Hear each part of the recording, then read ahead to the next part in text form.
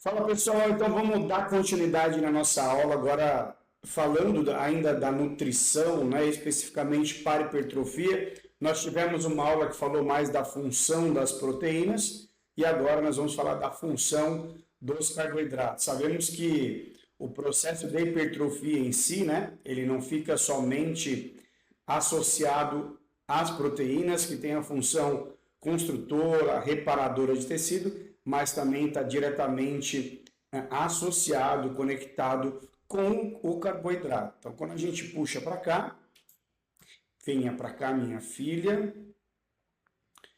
Nós temos aqui a alimentação no crescimento muscular, temos ali todos os nutrientes, então a gente já falou das proteínas, percebe que é uma cascata ali gigantesca, né? De tudo que a gente tem ali disponível e tudo mais, para poder utilizar. Então, agora nós vamos falar dos carboidratos, né? Qual que é a função ali dos carboidratos no ganho de massa muscular.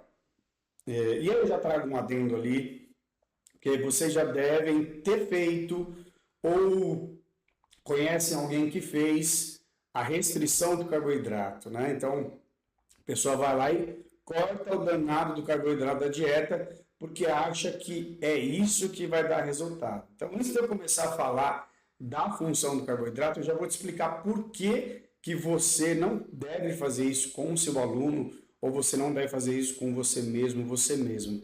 Quando a gente retira o carboidrato e tem aquela falsa ilusão de que, olha, eu retirei o carboidrato faz uma semana, subi na balança e já perdi 2 quilos, 3 quilos. Por que isso é ilusão? Porque simplesmente pelo fato de que quando você retira o carboidrato, você apenas está perdendo peso em água.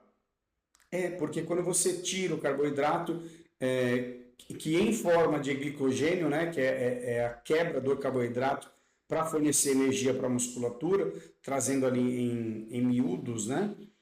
Você diminui a energia que está dentro do músculo, que é o carboidrato lá em forma de glicogênio, e esse armazenamento depende de água. Então, para o glicogênio entrar na sua célula muscular, ele precisa carregar água junto com ele. E aí você vai e faz o quê? Retira o carboidrato da sua alimentação e aí você vai pesar. O que acontece? Está mais leve. Por que você está mais leve? Porque você perdeu água. Praticamente 100% desse peso que você perdeu foi de água. Então não crie essa ilusão de que eu vou retirar o carboidrato e esse carboidrato que eu retirei vai me tirar 2 quilos de gordura, por exemplo, porque não vai. Né? Então vamos lá. Abrindo aqui já, para a gente entender. Uau, é muita coisa. Né? Mas vamos lá. Deixa eu ver se eu consigo tirar isso aqui para a gente não estreitar, ficar sem muito espaço aqui. Beleza. Então, uma das funções do carboidrato é fornecer energia durante o treino. Simplesmente porque o glicogênio que vem do carboidrato, que vai alimentar a nossa musculatura, para musculação, para corrida, para futebol, ela vem do carboidrato. Né? Então, quando a gente não tem essa fonte base de energia para o treinamento de força, para a musculação, para o futebol ou para qualquer outra atividade que você vai fazer no dia, até atividades que exigem mais da parte de concentração cognitiva, você vai ter queda no desempenho se isso for feito a longo prazo. Por que a longo prazo? Porque o seu corpo estoca carboidrato, né? Não somente nos músculos, mas tem ali rolando na corrente sanguínea, tem no estoque de carboidrato, de glicogênio no seu fígado, e aí, quando você acaba com o glicogênio muscular, o corpo vai buscar outras maneiras de repor esse carboidrato até que não tenha mais estoque. Tá? Por isso que é muito importante não zerar o carboidrato. E para você conseguir ter boa performance nos seus treinos, você tem que ter uma boa ingestão de carboidratos, ou pelo menos o mínimo, né, de carboidrato para você conseguir performar no seu treino. E aí, se você, por exemplo, tem o desejo de ter hipertrofia, até porque nós estamos falando sobre nutrição para hipertrofia, correto? Correto. Então, se eu desejo ter hipertrofia muscular, vem para cá, meu filho, exato. Se eu desejo ter hipertrofia muscular, que está diretamente ligado à energia do meu treino, eu preciso ter carboidrato na minha alimentação, tá? E quando eu falo em carboidrato na minha alimentação, eu não preciso me entupir de carboidrato, comer demais. Mas eu preciso ter o mínimo de carboidrato para conseguir suprir as minhas necessidades de performance e energia no treinamento. André, mas eu treino pela manhã, né? São algumas perguntas que acabam surgindo. Eu treino pela manhã e eu vou treinar em jejum. Eu não comi carboidrato no meu café da manhã por estar em jejum. Isso vai prejudicar o meu rendimento? Não. Desde que você faça na sua última refeição do dia anterior uma alimentação que contenha carboidrato. Então coloca ali um arroz, uma batata doce, um macarrão, uma pipoca, por exemplo. Por quê?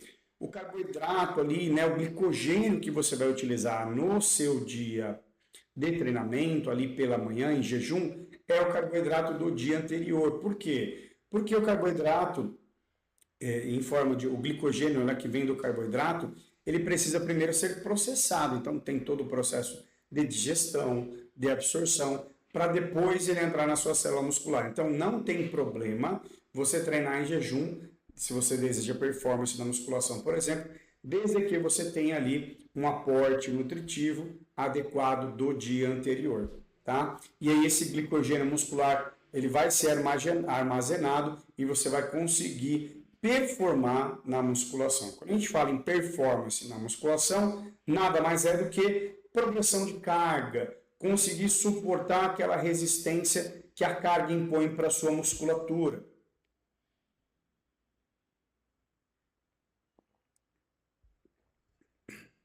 E aí eu não vou me aprofundar muito, por quê?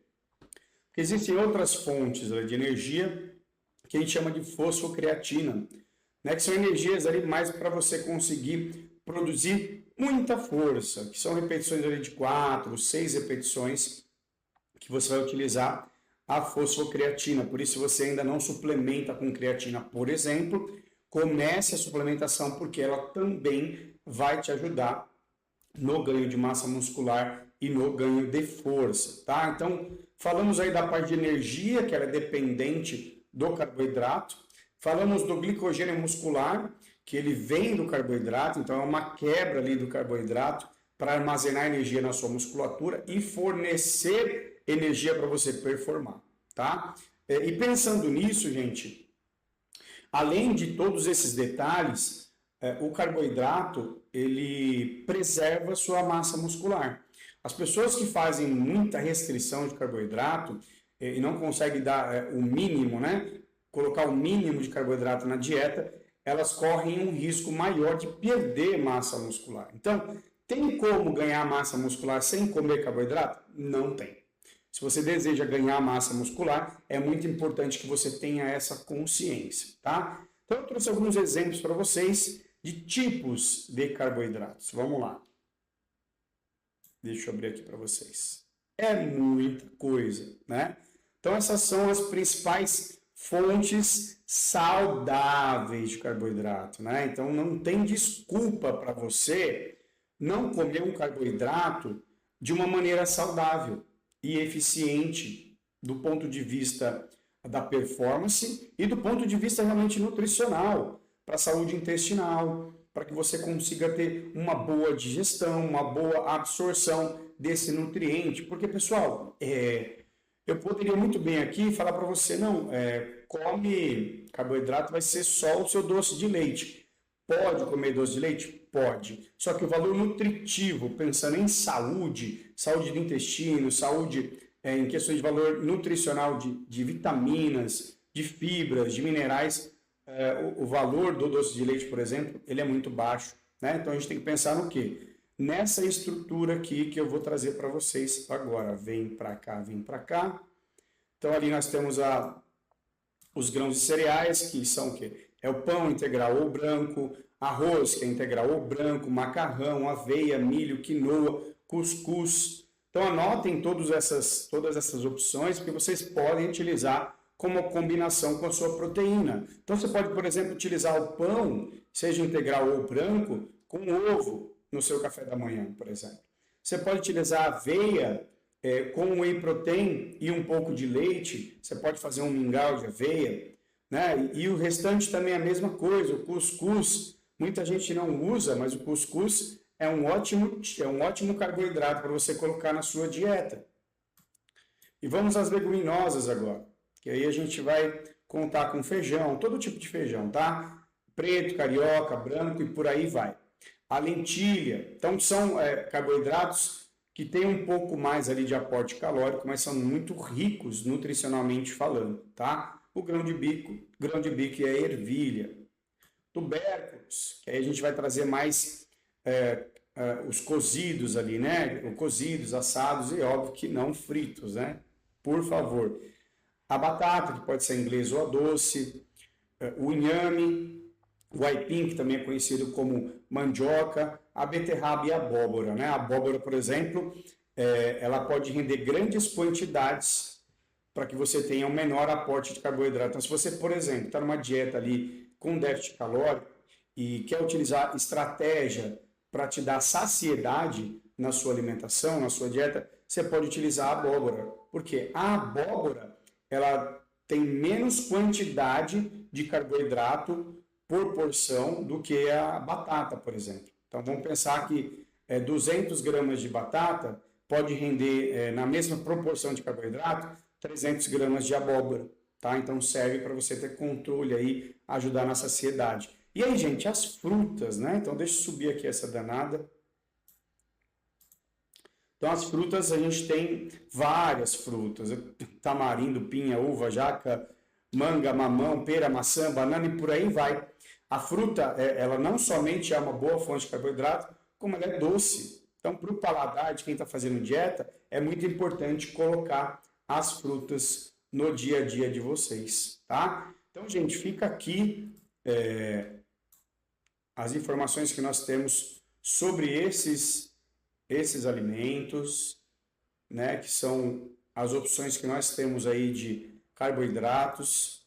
Que fique claro que o carboidrato ele é muito importante para você ter performance, para você conseguir fazer progressão de carga. Sem carboidrato, dificilmente você vai conseguir melhorar seu rendimento nos seus treinos, certo? Então, muito obrigado, até a próxima aula, que vai ser sobre gorduras. Então, falamos sobre proteínas e agora sobre carboidratos. Até a próxima aula.